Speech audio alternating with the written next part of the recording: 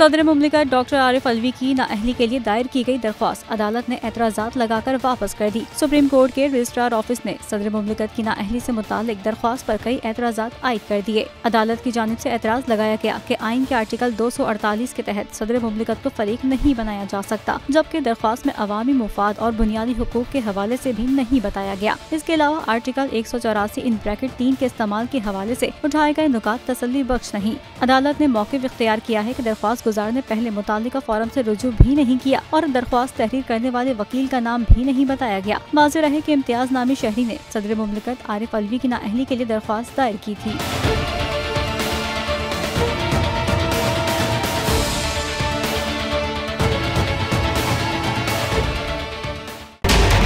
Budget 2023 वादों से इरादों तक का सफर और इससे जुड़ी अवाम की नई उम्मीदें। सरकारी मुलाजिम, मजदूर या हो कारोबारी, टिकटिकी बांधे सबकी नजर है इस साल के बजट पर। क्या हो पाएगी बचत, मिलेगा रिलीफ? जानिए बजट ट्रांसमिशन में सिर्फ बोल पे। अदलो इंसाफ की बात सब करते हैं, पर हकीकत में सच के साथ निडर होके खड़े रहने की जुर्रत नजर नहीं आती।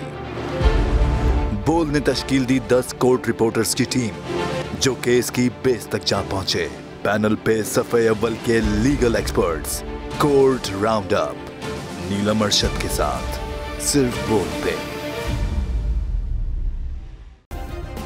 सब्सक्राइब करें और बेल दबाएं ताकि कोई खबर रह न जाए।